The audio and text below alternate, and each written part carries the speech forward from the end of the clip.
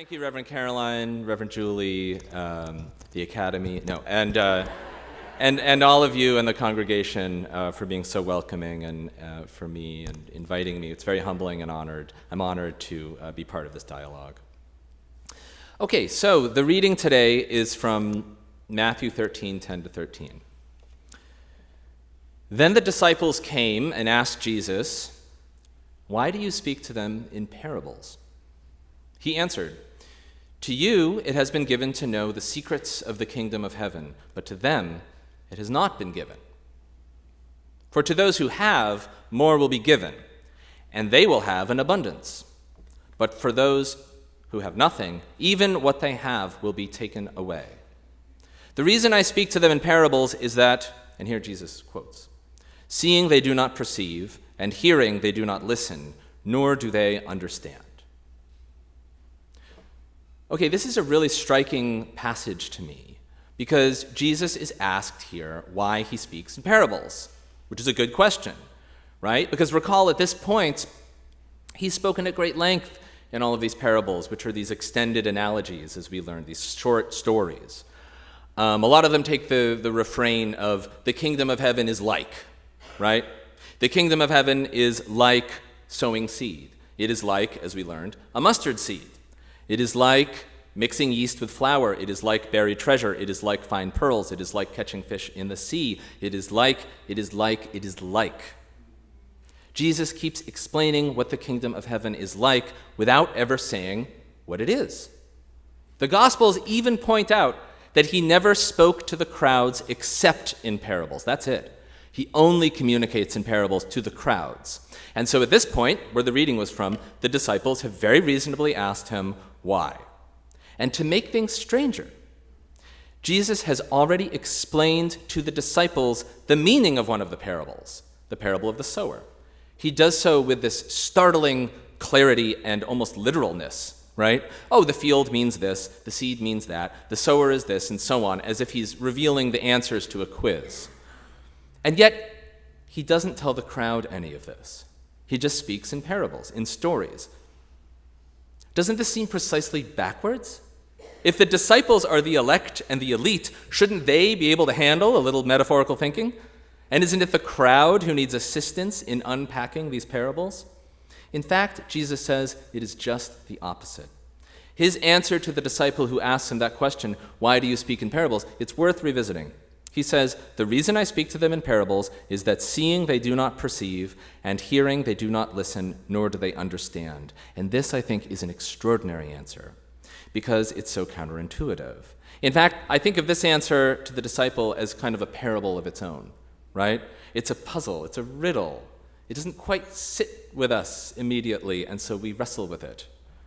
To those who do not see, I do not give the answer. To them I give a parable, because seeing they do not perceive.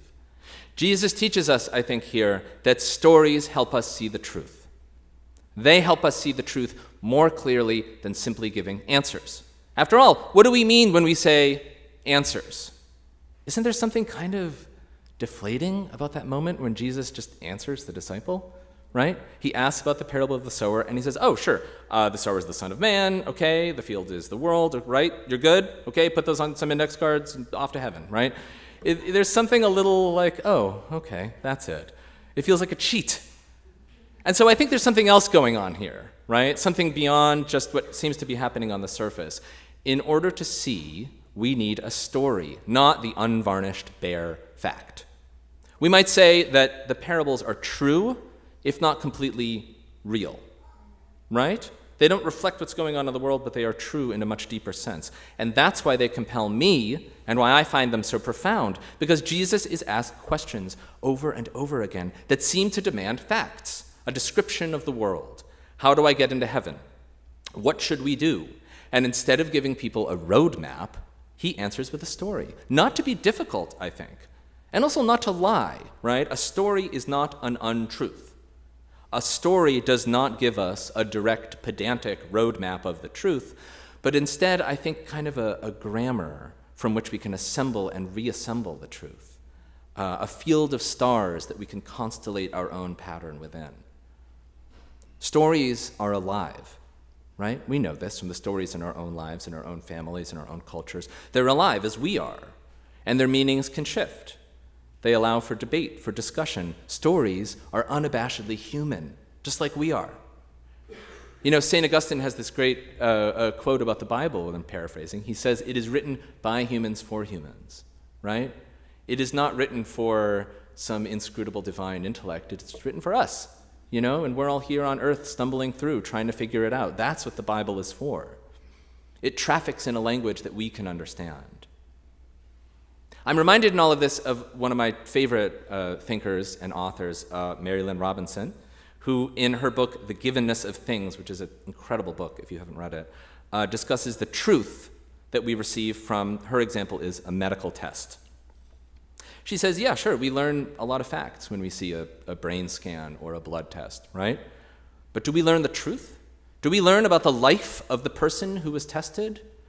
Do we know about their mind? Do we know their story, their histories, their desires? Some might say that we lack their ability to see a soul. I would say in this moment we learn that a soul is precisely that ineffable quality that elevates our lives to become a story, to become art. That's what's missing in our daily inundation of facts, of data, right? We live in an age of data, of worshiping data. What are we missing from data? It's worth asking ourselves that, right? What about the humanity behind it? What about the story? And what about, indeed, the soul? All right, so I'm a Shakespeare scholar, and I'd be remiss if I didn't sort of shamelessly shoehorn in some Shakespeare here. And I'm being a little cheeky, but I also hope that in quoting Shakespeare, I'm making a broader point, which is we turn to writers like Shakespeare or Toni Morrison or Frank O'Hara, not because we hope to see an exact reflection of ourselves. I hope, for anyone reading, Richard III, right? We're not in it in a kind of narcissistic attempt to confirm our own identities. We want to gain a new view of life and a new vocabulary, right? Discovering a story, it's like finding an extra room in your house in a dream. It's familiar but different. Stories, myths, narratives, parables, these make sense of the world without either falsifying or copying it. Anyway, here's the Shakespeare. This is from a play called Sir Thomas More. It's a deep cut. Shakespeare contributed only a small verse. In fact, he didn't write most of it. It concerns the title character, Thomas More, who is, of course, the Lord Chancellor of England, the man for all seasons. You can picture Paul Scofield if you'd like. He confronts, at this point in the play, an angry crowd, a mob in London that's clamoring for the removal of immigrants and refugees who have fled to London. More, attempts to reason with a crowd of angry natives who demand that foreigners be removed. That's their word. Might sound familiar. More says, "Grant them removed, and grant that this your noise hath chid down all the majesty of England." Imagine that you see the wretched strangers, their babies at their backs, and their poor luggage, plodding to the ports and coasts for transportation, and that you sit as kings in your desires, authority quite silent by your brawl, and you in ruff of your opinions clothed. What had you got? I'll tell you. You had taught how insolence and strong hand should prevail. Say now the king should so much come too short of your great trespass as but to banish you. What if you're banished? Whither would you go? What country, by the nature of your error, should give you harbor? Go you to France? Or Flanders? To any German province? To Spain or Portugal? Nay, anywhere that not adheres to England.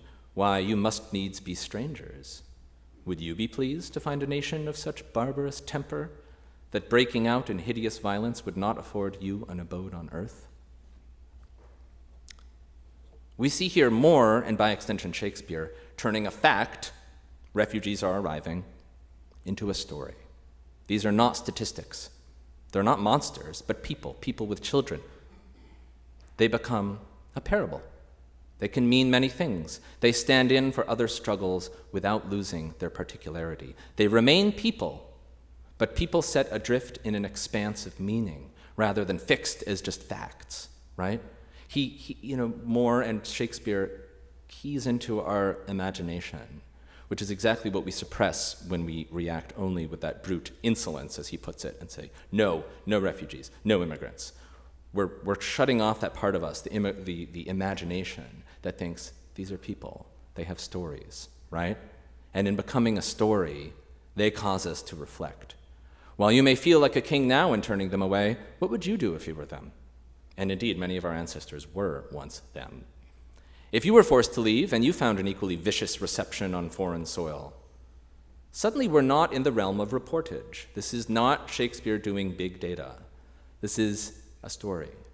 Indeed, we could imagine stories for each of these refugees, and we should, just as we should today. We are greeted over and over again with fact. This many refugees, this many immigrant families have fled in turmoil. And indeed, sometimes I even find myself inured to the most horrific stories of all, right? And that makes sense. I mean, we have to live our lives. We can't actually think through the reality of what it means for children to be in cages, right? To be torn away from their families. But rather than always reduce these figures to dry recitation, I implore all of us to think of them as stories, much as you think of your own life as a story, as a narrative, as a parable. Think of the dignity that you afford your own life, your own upbringing, your own families. These are mothers, fathers, sons, and daughters. They have favorite songs, favorite colors. They have memories of their childhood. They have jokes, they have loves. They are people, and they become people through story. Even just myself reflecting on the moments when I hear about the refugees and the immigrants worldwide who come across unimaginable to me conflict and trauma. It's not the fact that moves me, right? It's the drawing by crayon on a hotel piece of paper that a child does. It's the detail, There's the great playwright and writer Anton Chekhov says that in writing, one does not describe the sun. You talk about how the light reflects through a broken piece of glass, right? We look askance in order to see the truth. And think of what happens when we lose our stories. What happens when you are reduced to merely your identity, to merely a number, a fact, a stereotype, an archetype, right? Think of the children who are separated from their families. We owe them a story as to why this happened, right?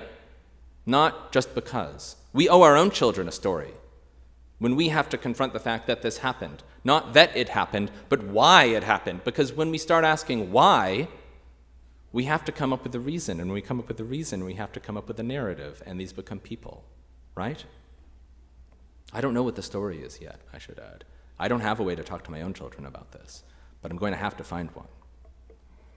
Because when I do, I will lend these children the dignity of becoming characters. And I don't mean that fictitiously, right? I mean giving them depth. They are not sentences in the news. They are not simply words. They are what we make of them. We need to wrestle with what they mean, just like we wrestle with the parable of the sower. We are not, and I think this is a good thing, disciples, to my knowledge, if anyone wants to, fess up.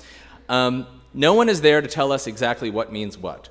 Even though we can be so frustrated, we don't have an exact roadmap of what, in the daily inundation of incoherence, what it all means. We have to struggle and come up with it for ourselves, the same way we do when confronted with stories in the Gospels. Instead, we are those who must see. And what we must see is the story before us, the story of right now. We are ourselves, in a way, a story perhaps in response to one of the great unanswered questions in the Gospels, right? Think of later in the Gospel of Matthew.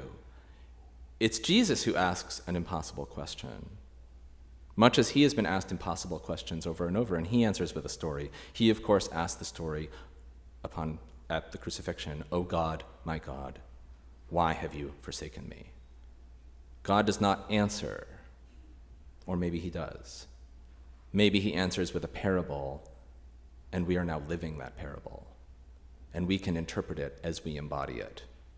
We get to come up with the meaning of what that was for in our lives. Once we do, I believe, we can give ourselves, and those less fortunate, the dignity and virtue of the story of the sower. We can live alongside those robbed of their stories and welcome them into our homes as fellow people, with our own richness, our own meanings that flicker and change as we continue to live. We can become family. we can find an abode on earth. And perhaps the kingdom of heaven is like that. Amen.